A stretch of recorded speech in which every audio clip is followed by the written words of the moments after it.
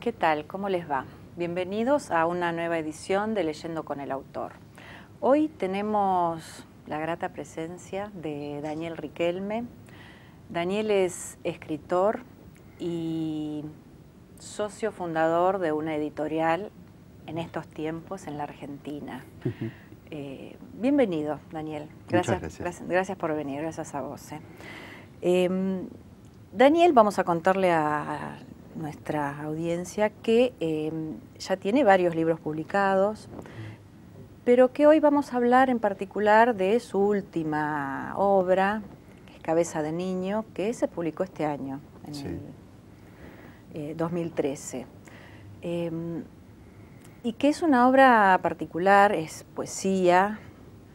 Él dice que no es poesía narrativa, pero bueno, yo creo que en un punto sí. Porque va contando de alguna manera una historia, ¿no? Y tiene la particularidad de emparentarse con una obra fundacional de nuestra literatura, como es El Matadero de Echeverría. Sí. Vamos a empezar a hablar de Cabeza de Niño y primero me gustaría que nos cuentes, a mí y a los que nos están viendo, ¿cuál es como la idea central de este libro? Brevemente, digamos, sin contar el final, pero... Sí, claro. Sí, hasta se podría contar también el final. Sí, yo creo que sí, pero bueno. El final es algo lo que llega a cada uno, ¿no? La idea central, yo te podría decir de dónde parte, o de dónde partí. Partí después de una experiencia de trabajar en un programa de la Secretaría de Niñez, Adolescencia y Familia de la Nación. Trabajé ahí 17 años en el programa de Libertad Asistida.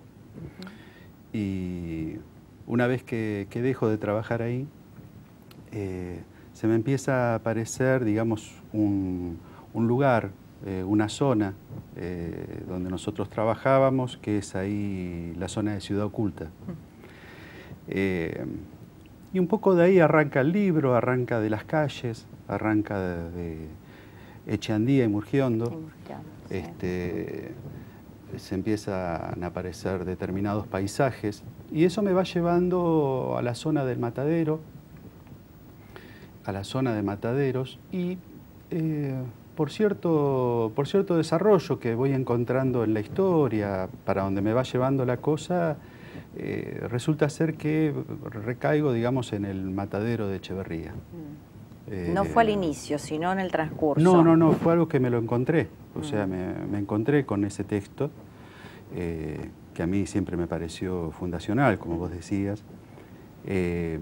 Y ahí empecé a trabajar con Echeverría determinadas palabras, determinadas imágenes. Y encontré como muchos puntos de contacto. Pero sobre todo hubo una escena que me detuvo, que es la escena del niño degollado. Es generalmente una escena que se pasa por alto, porque es como que Echeverría nos va llevando, digamos, sí, detrás. queda como de costado, ¿no? Queda de costado, porque viste que sí. uno va más bien con la muchedumbre, va detrás del toro. Sí. Detrás del toro y hacia ese personaje que va apareciendo del unitario. Pero me quedé en esa escena del niño degollado y empecé a encontrar similitudes con la historia que estaba trabajando, con el relato que se me venía armando. Y en ese punto fue que me encontré después de ese lazo que se suelta y ese lazo que degüella al niño, me encontré con ese cuerpo partido, el niño tronco por un lado, Cabeza de niño, por otro lado. Y ahí es como que eso empezó a cobrar una significación muy especial. Sí. Y ahí, bueno, ahí la historia sigue transcurriendo, pero digamos, ya no hay una historia que contar, sino hay una historia que cada uno en todo caso arma mientras va leyendo. No me extrañaría que diferentes personas que lean el libro entiendan y se armen diferentes historias, porque no hay una historia en concreto, porque a mí me parece que la historia es algo a lo que se llega, no algo de lo que se parte. El libro tiene la particularidad que necesita una lectura y una relectura. No, bueno, está lejos de ser algo sencillo, y no sé si esa cuestión intrincada que tiene de sintáctica y del lenguaje y de la misma historia que vos vas contando, digamos, para vos, ¿cuál sería la función de esa rotura, digamos, de la sintaxis corriente? Digamos, ¿cómo la pensaste o cómo surgió? Rotura de la sintaxis. Está bueno. Mastronardi decía que se logra, para lograr, digamos, algún efecto, digamos, en el lector, sí, algún efecto como de verdad en el lector, hay que producir alguna ruptura en el lenguaje. En realidad, no es algo que me lo proponga. Va saliendo así, me sale así.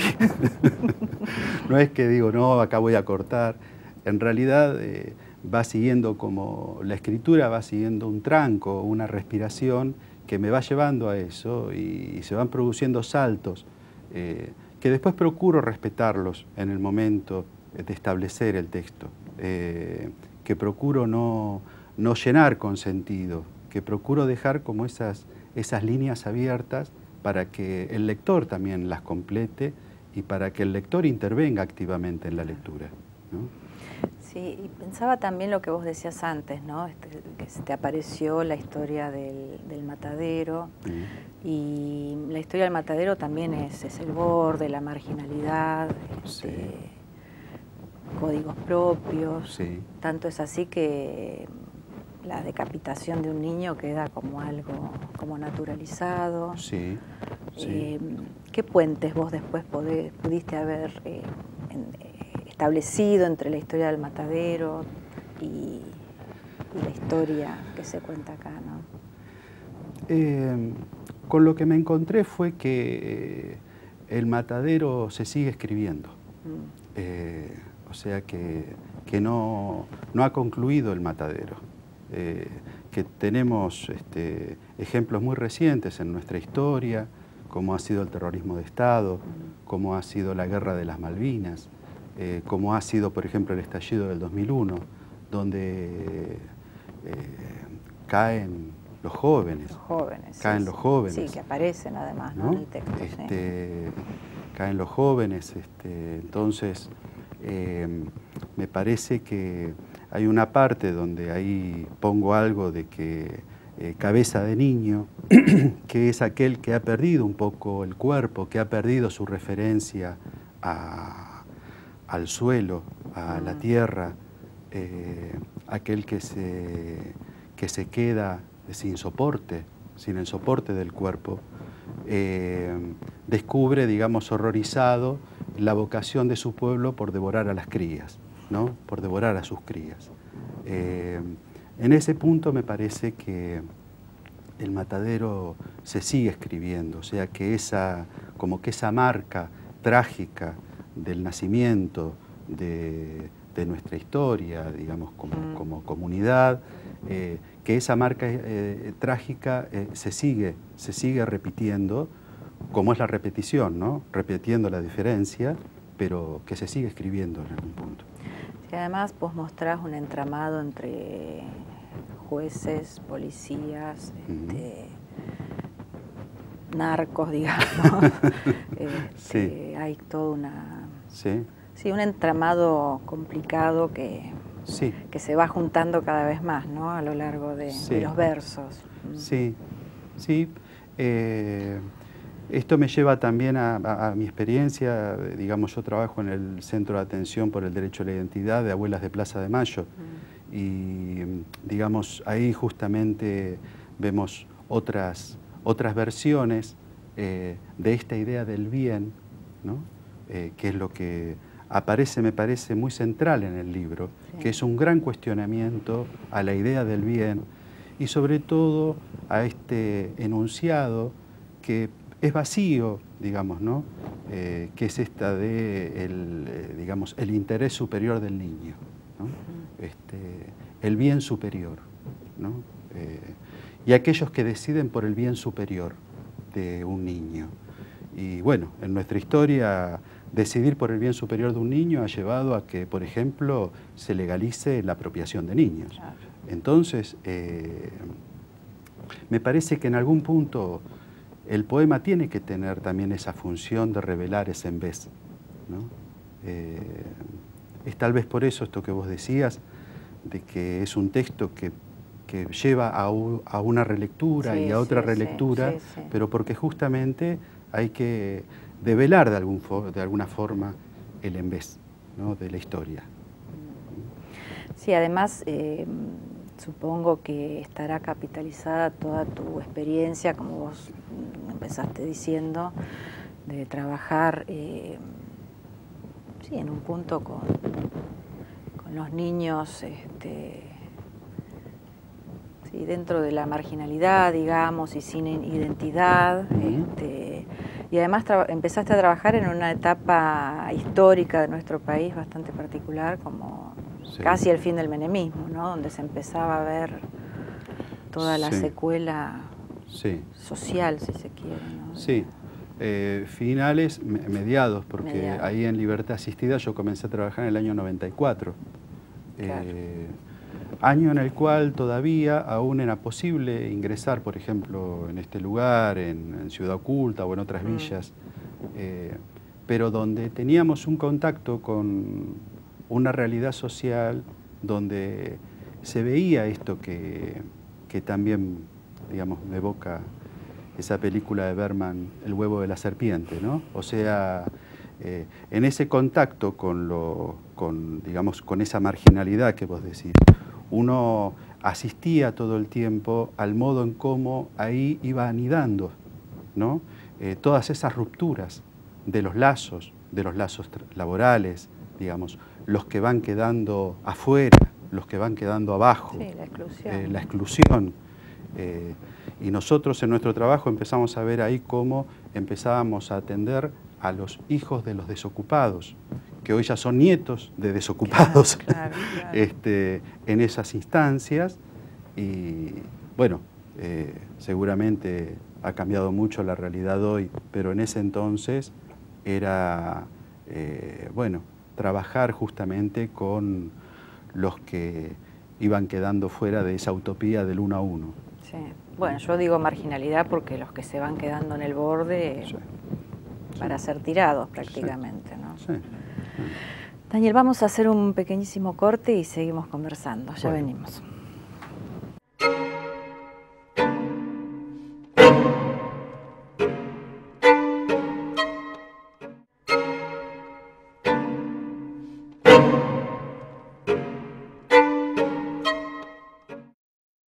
Bueno, seguimos en Leyendo con el Autor, hoy hablando con Daniel Riquelme de su libro Cabeza de Niño. Y también habíamos dicho al inicio que Daniel es socio fundador de una editorial que se estrenó este año, en el 2013, que se llama La Yunta, y es a través de esta editorial que está publicado Cabeza de Niño. ¿Qué es La Yunta? Después vamos a seguir hablando del texto, pero... Sí. Y La Yunta es una reunión. cooperativa, claro, sí.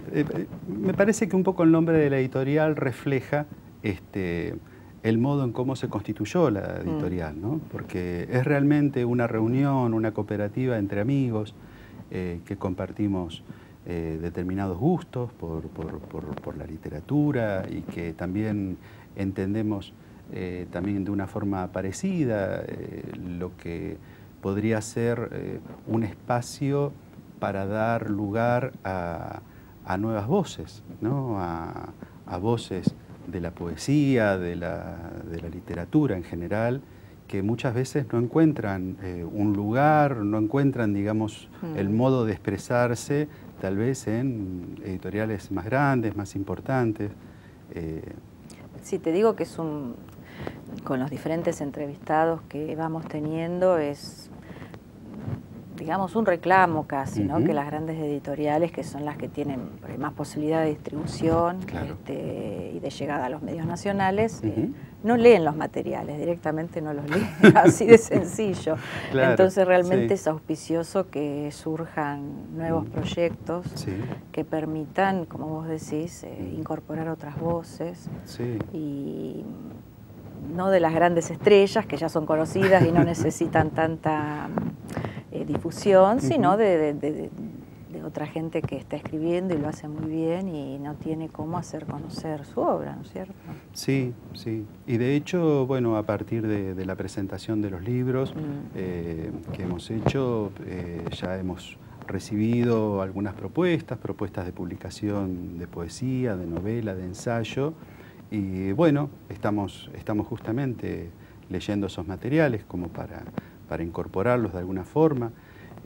Y también nosotros aprendiendo y buscando también, ¿no?, nuestra línea editorial, o sea, diría que estamos en un momento de aprendizaje, claro, que para nosotros esto es algo nuevo, pero bueno, tiene también el sabor de lo nuevo, ¿no?, de lo que se puede llegar a aprender. Sí, es interesante que, bueno, cada uno de ustedes, de los cuatro, tiene sus profesiones, escriben hace mucho tiempo, son de diferentes edades, por lo que yo sé, pero que hayan decidido realizar este emprendimiento realmente es grato escucharlo.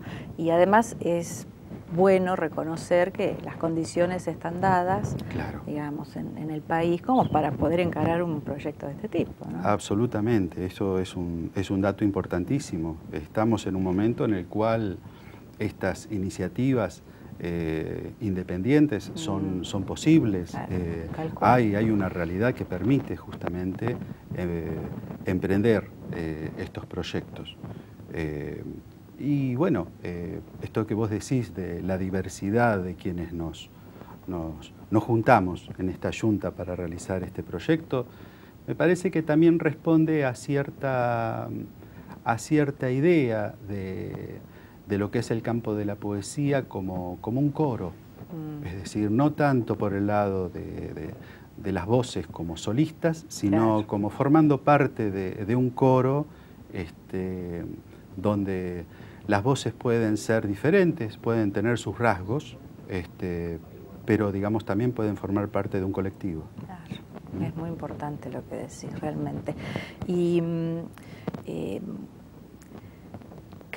volviendo al texto Cabeza de Niño, que bueno, está publicado por esta nueva editorial, esta cooperativa editorial, digamos,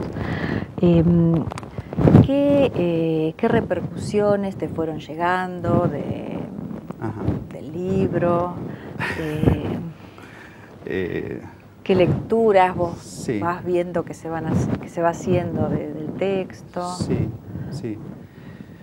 Bueno, hasta ahora no han habido críticas muy, digamos, que haya que lamentar. Bueno, eso es un buen paso. Han sido digamos, lecturas muy buenas, muy fructíferas. Te podría decir que lo que me vuelve, o sea,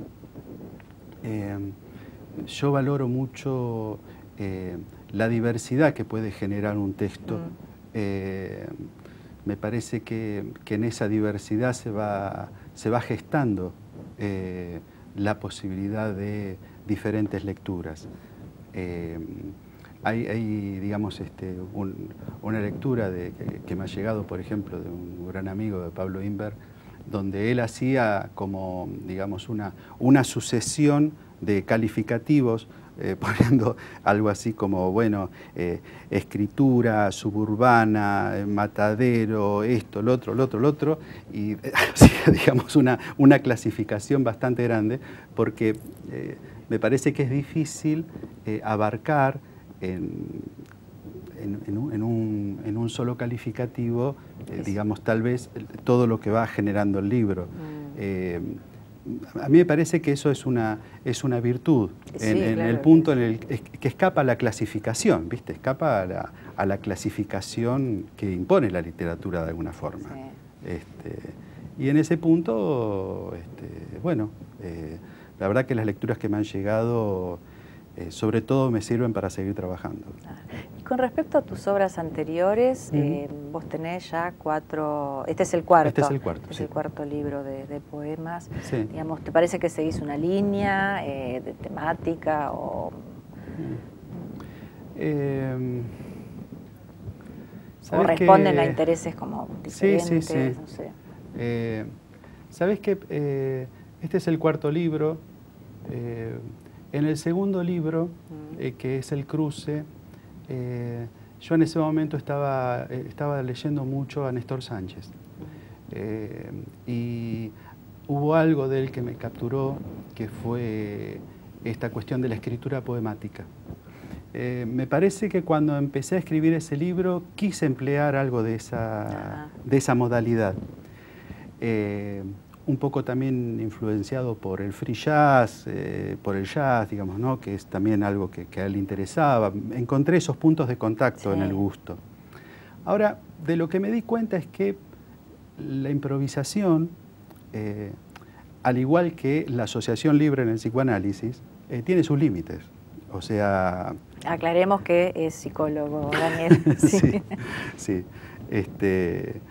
Entonces...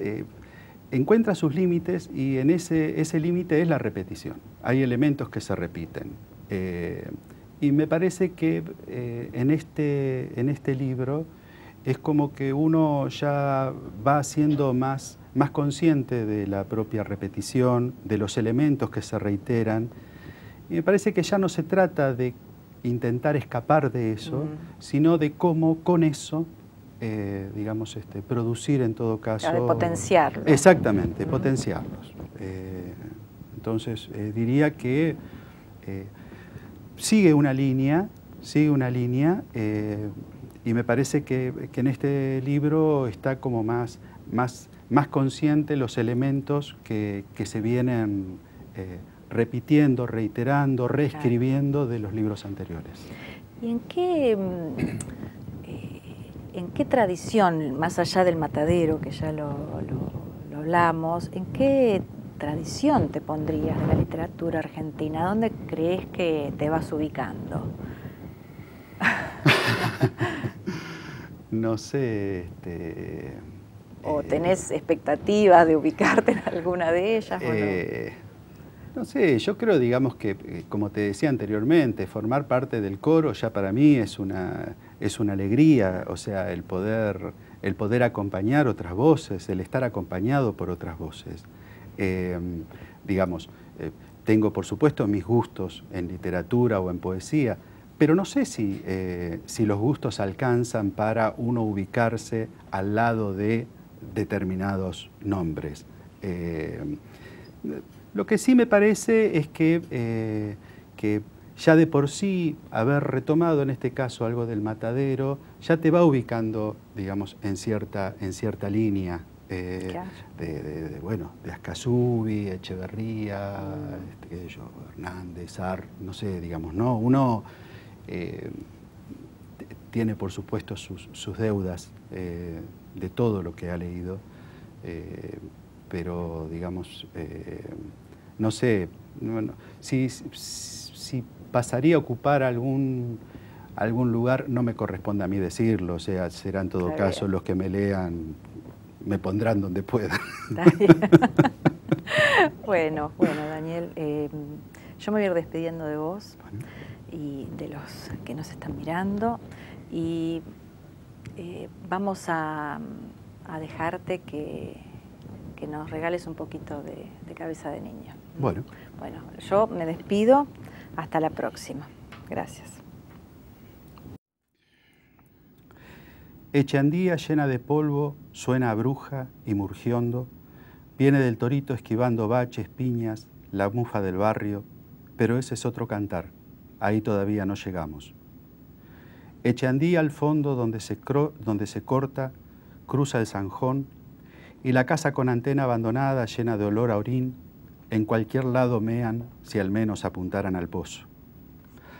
Raro ver por acá casas vacías, donde los casilleros se llenan de leche, apenas rajan las pedradas, oler la caída en desgracia cuando roza su ala. Casa de material. ¿Y de qué va a ser? ¿O usted vio alguna de aire? Es la antena de la radio del barrio sospechada. Aquí todos sospechosos. Hay que demostrar honestidad. Me acerco y pregunto por José. Sí, pobrecito José y la hermana. Nadie sabe, todos saben, ninguno habla, alguien dice. Internado, instituto, Los perros me huelen y yo huelo los perros. Bien adobados, con manchas de sarna mostaza, con el tiempo nos reconoceremos a la distancia. Con 2 vueltas de cadena que enhebran la puerta, por un agujero exagerado por donde el chiflete acompaña la mirada curiosa, husmea un interior violado. Pinta un oso que salta zanjón y con voz suave de piraña señala portón seguido de alambre tejido de ramas secas. Ahí están los huerfanitos, ahí está José.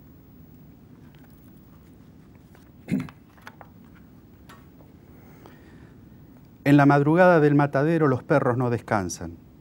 El humo agonizante alcanza brillo y fulgor de brasa. Despalpita el correr de los días tabicados en esa penumbra. Cocinamos con lo que hay. Son las cosas regurgitando, la olla de barro chasquea la papilla que pasa por boca de madre y en saliva pensar que cada cosa tiene su razón derramándose en el hueco de la harina. Y entra en carrera de mentes, porque de algo hay que recibirse. A carretear la pista, prueba Cabeza de Niño, con el miedo atornillado y vigilante amenaza. Las tripas supuran, el hedor de las parrillas chocan los muros, graban la desesperación las uñas, en la ceguera del reboque, raspan y raspan las iniciales del nombre. Llegaron las ofertas, ahí estaba el entusiasmo. Ahora sí se me para Cabeza de Niño, otra carrera a Miami. Inundación de oportunidades, cadáveres engordando sábalos y viejas del agua buscando desesperadas sus cachorros a la deriva. El mundo, viajar, qué placer.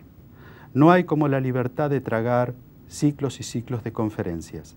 Ay, tengo un plan, comer nuestros pimpollos y vomitarlos. Vomitaremos juntos, siempre juntos, hasta que la muerte nos solloza Cabeza de Niño al descubrir la vocación del pueblo por devorar sus crías.